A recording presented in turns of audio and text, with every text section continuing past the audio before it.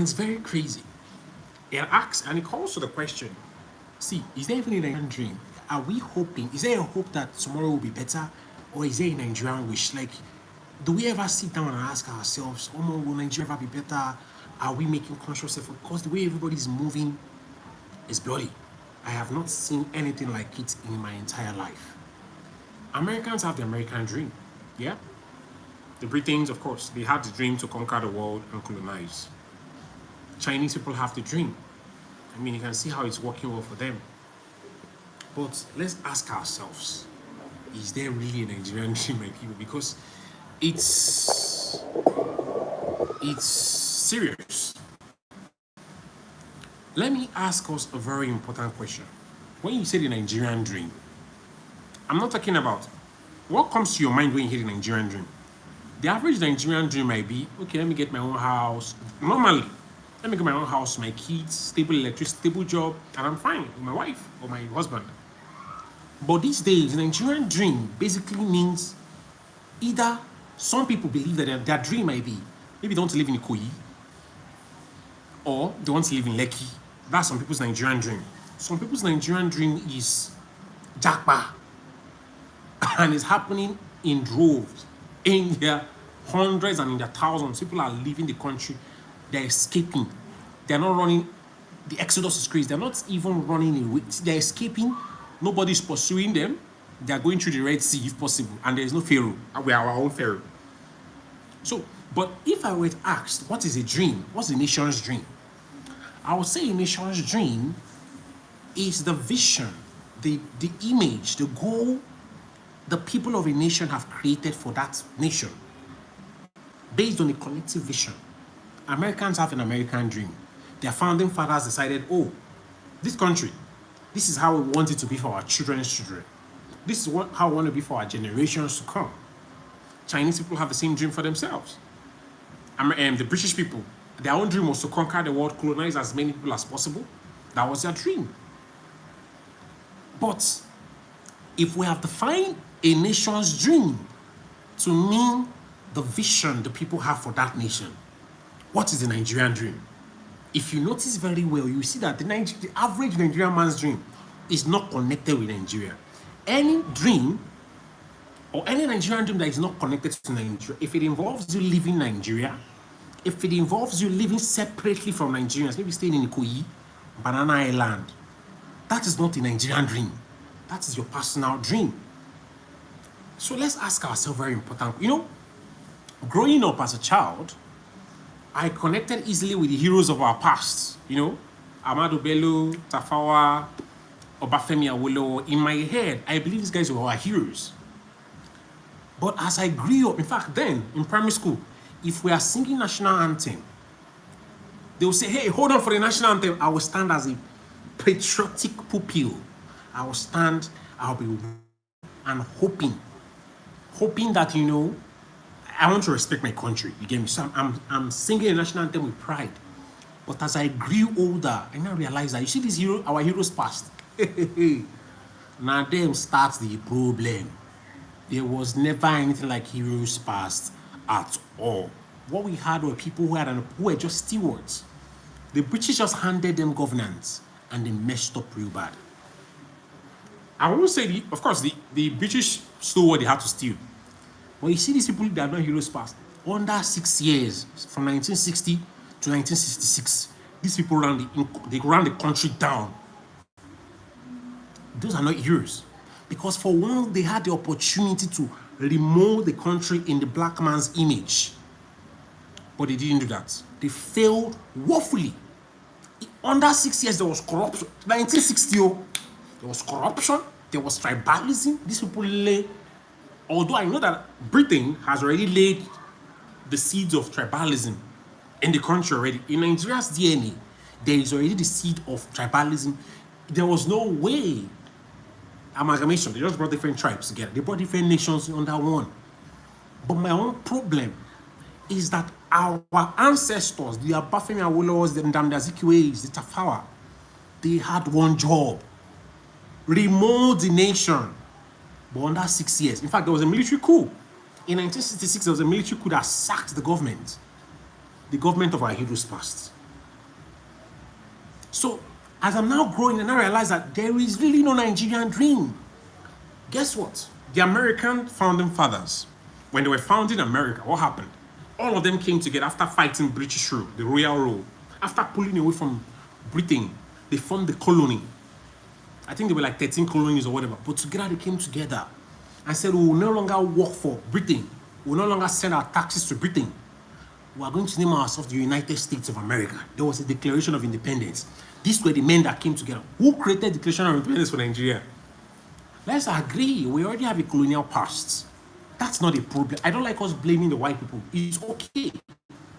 We need to now take responsibility. We need to now be accountable, ladies and gentlemen. For example, after how many years? 1966, there was coup.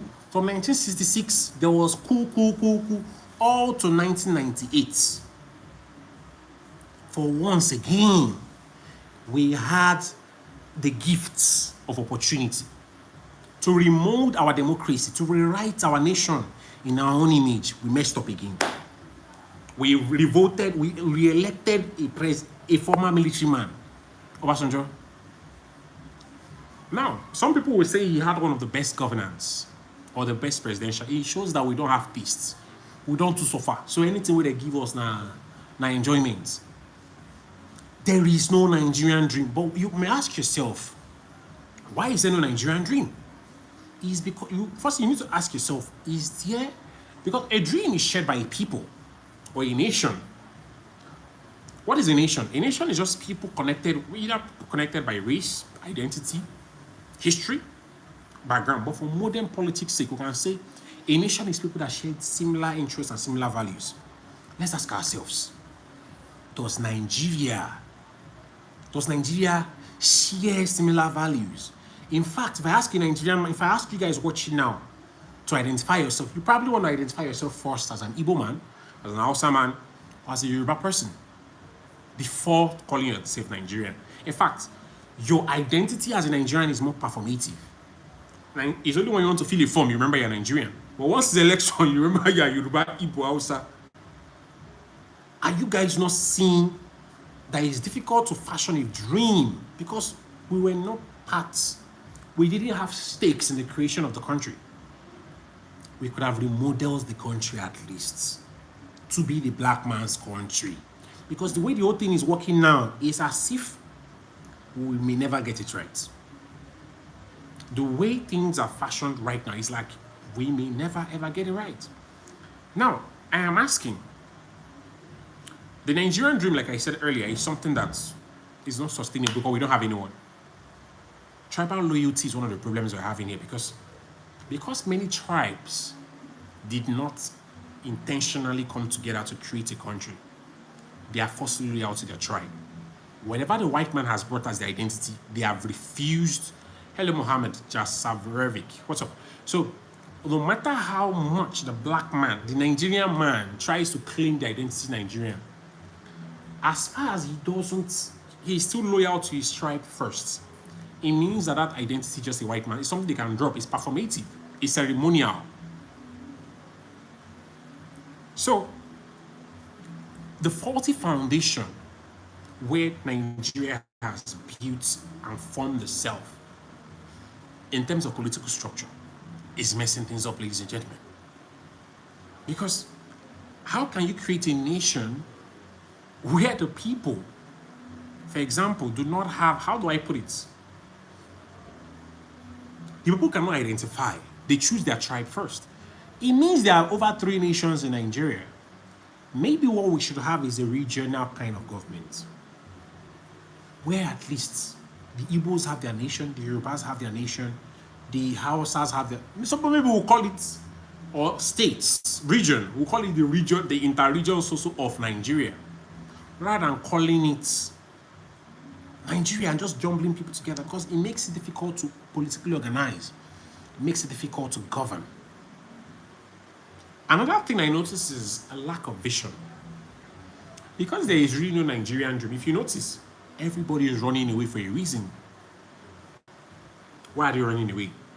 The average Nigerian man is running away because he knows that only him cannot solve the problem. And if you also hold another person accountable, they are in the next tribe, they don't want to hear it. Because they know that we are firstly loyal to our tribe. And they know that we are the problem. We would rather hold other people accountable than us. We would rather run away from the house than hold ourselves accountable. And that is a big problem. So, where there is no vision, you will know. Look at how the people are voting. There is a lack of vision.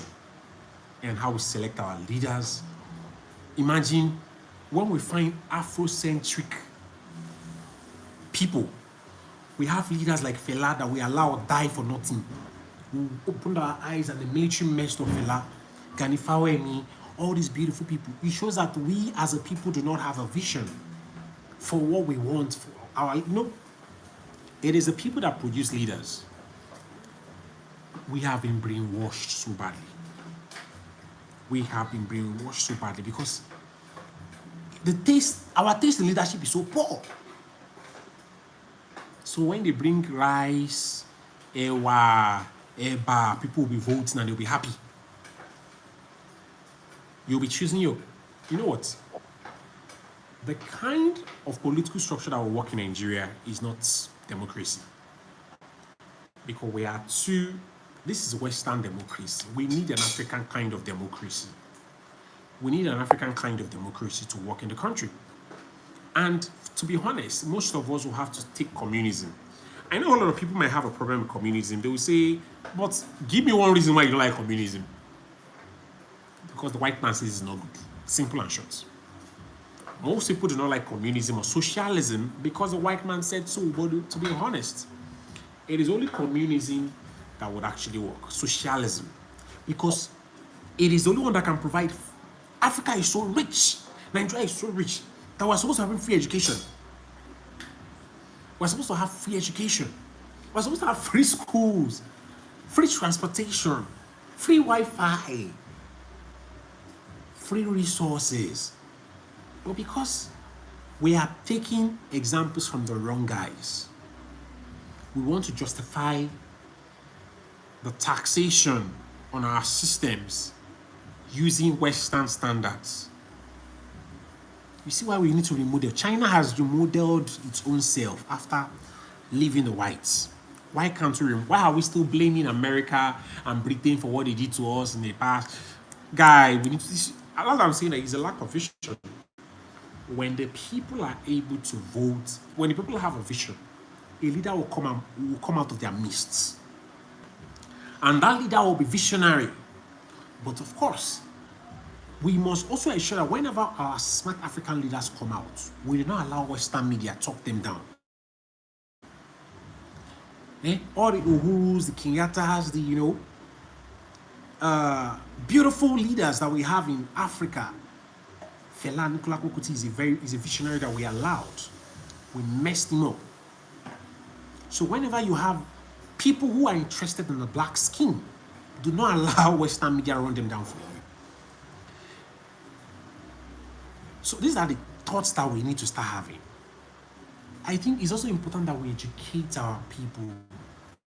Political education of the black man matters. But how can you educate people that are hungry? Firstly, because we know this poverty is very artificial. It's an artificial construct that has been used to hold down the black man. All these things I am saying would never make sense on an hungry stomach. It will never make sense to a hungry person, no matter how much we try. And it's very sad because how can we remove poverty? It still lies in the leadership. Can we just get it right by voting just one good leader who will create a cabinet of good leaders? We'll run that kind of leader at the end of the day. There is no how we won't. And it's sad. I mean, it's very frustrating. And we are not very accountable. We'll rather blame every other person. We have been ruling ourselves for I think some of us have been ruling ourselves for 60 years, 70 years. Selfishness. Selfishness. And most of our nations are existing as just merchandise. We're existing as enterprise for Europe. Because the way European colonialism left African countries, they were designed as time bombs. But I expect that the Africans should start reconstructing themselves. They are still even sitting on the chain and using it. Jesus. Because the way people are leaving Nigeria, running out to other places, to take up jobs elsewhere, to pitch their tent elsewhere, it shows that there's a collapse happening. And it's like we don't have plans to fix the nation. There is no plan. Everybody just wishing. There's a Nigerian wish, no Nigerian dream. Oh, I wish if only Nigeria would be better. If dollar, blah, blah, blah, blah, blah. Jesus. Let's see. I know tribal loyalty is also a problem. And there's another very important thing I want to also point out. You see, when failure is benefiting a certain people, you will notice something. Such people would never want this nation to succeed, because they know that when good triumphs, there will be no benefit for them. There will be no dividend for them. So some people are making money on Nigeria's decay. So that's why I said the people need to have a vision. How can you make it okay for your leaders to be using tribalism to charge their political campaigns? Religion to charge their political campaigns? I leave the responsibility on the Nigerian middle class, actually. The educated Nigerian. The educated Nigerian like me and you. We allowed money take over. We allowed our love of money stop us from saying the truth. To the extent that these people that had money, because they were giving us money, paying us to keep quiet, paying us to think that we are comfortable, more comfortable than the common man, we started keeping quiet. Buy generator. There is no like buy generator. No healthcare, you go to private hospital. We stopped caring. And at the end of the day, these people that were keeping us quiet became beasts that we could not control. It's really sad. It is really sad. Men, but how do we move forward? You see, I will say it and I'll say it again. The kind of democracy Nigeria needs is not a Western type. It is a kind of democracy that will say not everybody will be able to vote. We only have one party system, and that party will have an ideology that will be Afrocentric. Black people first, the African race first. To be honest, that's the kind of politics we need. An Afrocentric kind of politics. The black man first. In that way, we'll be forced to make sure that we are locally powerful. Everything is locally built. Everything is locally grown. Guys, it's something else actually. And there's a zero sense of ownership. Nobody wants to claim anything. Everybody just living the nation and running away. God in him. And it's sad, man. It's really, really sad. Really, really sad. So, how do we make it work? People are leaving the country like it's though they're home. They are moving elsewhere. Maybe we should empty the country. Try. And sad, man. It's sad that we've gotten to this stage. Oh, wow. Nigeria, my country, and we are so blessed. So blessed, but so divided that we can't see. Man. Guys, thank you very much for watching. See you guys later.